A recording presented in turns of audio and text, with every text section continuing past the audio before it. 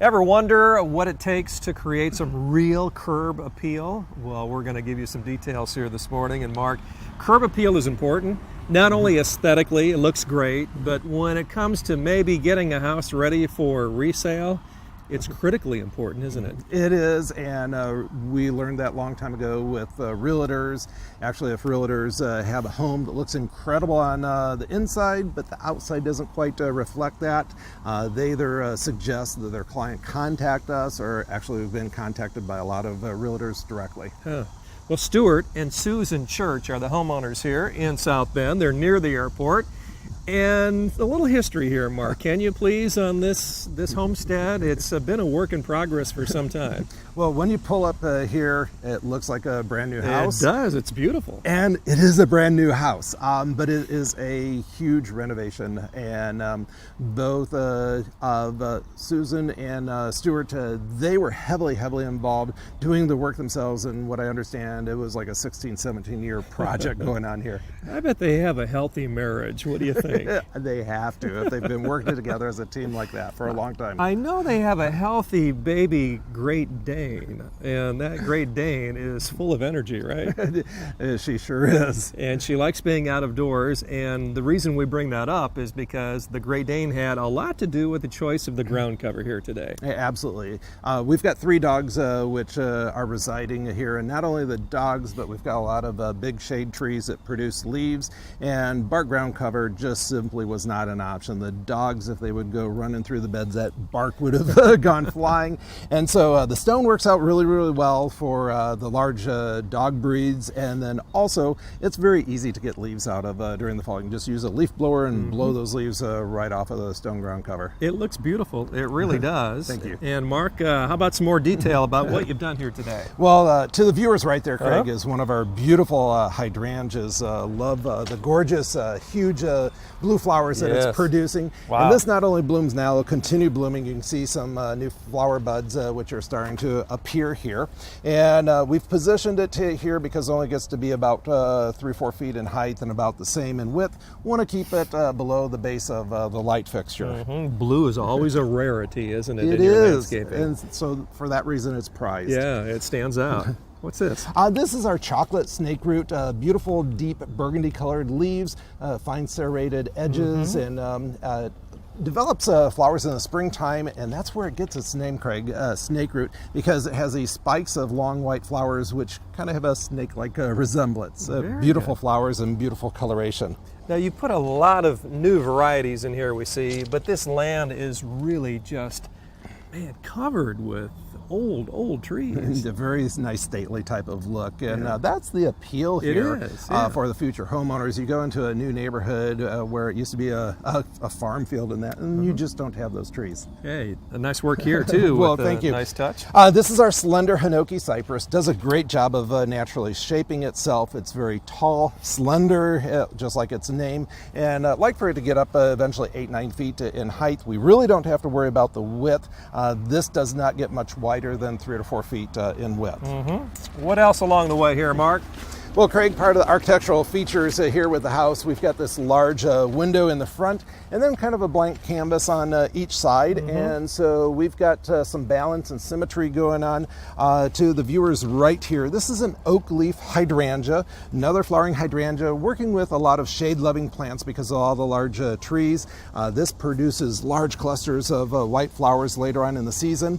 This is one of our largest growing hydrangeas. It can get 7-8 feet in height, 5 feet in width, and so we will have some height on each side of this window. You really can't go wrong with the hydrangea, can you? Oh my goodness, especially for summer color. Yeah, they're beautiful. And then we've got perennial flowers along the border here. We're just ending the bloom cycle for the spring blooming stilbes with the spikes of pink flowers here and the fern-like type of leaves. After they're done blooming, the black-eyed Susans kick in, and of course they've got the beautiful yellow daisy-like type of flowers. Craig, those will bloom all the way up until frost. That is a great feature, isn't it? When you think about it, that's a long time. It is a very long time, and I like using these for cut flowers. You can bring them inside the house, and they'll last for about a week to 10 days, just in a glass of water.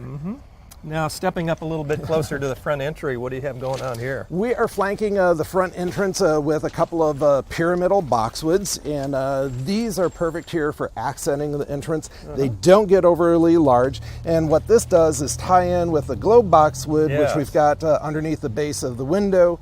These are meant for some height, and of course the globe boxwood underneath the window is going to stay below the base of the window there. Now, you've done a great job here too, Mark. When you talk about curb appeal, you talk about not just the stone ground cover and the new plantings, but also the sidewalk that you put in. Well, thank you. And when first came out here earlier this year, there was not a sidewalk up to the house, and we wanted to pull it out a little further away from the house, just because we're blessed with so much land here, and it's also a very wide sidewalk. It's 6 feet in width, and Stuart's vision was he always wanted to have it edged in paving bricks, and the paving bricks that you see here, that's called a soldier course, and those are all cut and mortared into place, and we picked out a paving brick that has red tones in it, so it matches and ties in with the brick foundation that you see here on the front porch, and then also a little later as we walk around the side, you'll see the brick fireplace as well. You know, just as a casual observer, what I've noticed, landscaping from the 40s, 50s, 60s, a sidewalk like this would be pretty much 45-degree straight lines, right? But all of that has changed now, hasn't it? It has changed. And what we've done here is move the sidewalk out further away from the house. And what that allows us to do is create a very nice layered type of look. So many contractors make the mistake of having it so close to the house, pretty much we're limited just to planting a row of shrubs. You could move a piano in here really easily, couldn't you? It's 6 feet wide, so absolutely. I love it. Well, this house will be going on the market if it isn't already, and someone is going to get a gem. This is a beauty of a home. It really is. And what you've done here really helps too. Well, thank you. We've got some little dwarf hostas, got a couple of them here, and then there's a third one on the other side of the sidewalk. And of course, those bloom with spikes of flowers earlier in the season, which attract hummingbirds and butterflies. And of course, with the shaded conditions here, they're very, very happy. I love this wraparound porch. Isn't it cool? A great backdrop to what you've done here. And because of the porch and the railing and large bay window behind us, we really didn't want to hide those architectural features. And so all of these plantings are meant to stay low. The hydrangeas here, which you see a total of 3 of those, they will max out at 4 feet in height, 4 feet in width. They won't hide the railing. We've got boxwoods incorporated in here for fall and winter interest. They're going to stay low.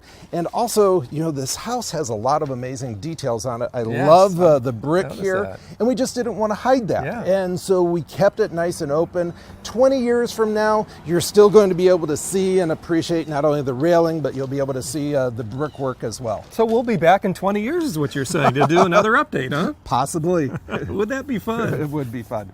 Well, you know, kudos to Susan and Stuart for having an idea. I mean, they must be big picture people, right? They've had a vision for a long, long time, and those dreams are finally becoming reality. But to have a vision like that with an older home that now looks brand new, and then to have you come in and do what you've done, Mark, I tell you what, that's teamwork, really, in the very best sense. It's been a great relationship, and it's been a lot of fun. Now, this is one of the favorites, right, of Susan? Oh, my goodness. This is one of our little dwarf tree hydrangeas, and this has been blooming for a couple of months now with these beautiful pinnacle-shaped white flowers, and it will continue to put on additional blooms. You can see some new buds starting to form here, and this will bloom into the fall.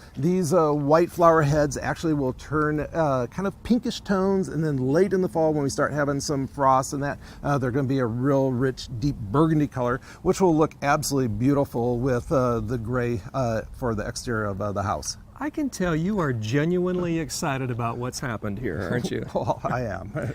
Well, Susan is very happy too. In fact, Susan and Stuart, the homeowners, have done a curb appeal makeover here that tops all curb appeals, wouldn't you think? Absolutely, Craig. And she was a lot of fun to talk to. Let's catch up now with Susan, one of the homeowners here in beautiful South Bend. So happy to have Susan here with us today. Susan, I love your property. I tell you, this is very peaceful back here. It is. It's great. It's great. You and your husband have really created a labor of love here with putting all of these great finishing touches on this property. The home looks brand new, and you've said it's not new. It's been here a while. We actually, when we moved into it, it had just siding on it. And I said to my husband once, kind of funny, look at those concrete houses. What would it be like to live in a concrete house? When we finally took the old siding off, he yelled at me and said, come here, I want to show you something. We've been living in a concrete house. Serious? Yes, 1945, I believe. Mark really likes the brick along the base here. Isn't that awesome? Yeah, that was Stu's idea, and it's gorgeous.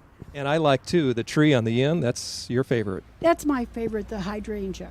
And it's beautiful, and we even put our little chairs over there so we could sit and watch it, and the smell is great. It's just I didn't think I would get any flowers when we talked about things because I'm faced north. I have a lot of big old trees, and Mark said, "Oh no, I can give you flowers," and so that's nice. Trust the pros at Linton's, right? Yes, you do. Now your dogs, do they like the property too? Yes, they do. This is an acre fenced, and the 3 dogs run, and they love it. Well, I know someone else who loves the property, and that's Mark Linton himself. And Mark is here going to make a presentation. Too bad your Great Danes aren't around to enjoy this. Okay. Oh, Susan, just want to thank you and Stuart for the opportunity to work for you and also share your home with the viewers. Oh, thank you so much. Thank you so much. This is so pretty. Well, your dogs are going to love it. Yeah. No. 110-pound Great Dane Puppy. puppy. They're saying 130. They're saying 130. That's fantastic. Susan, thank you so much. Thank you. A beautiful home here, creating curb appeal and doing it with the pros at Linton's. Much more coming up. Stay tuned.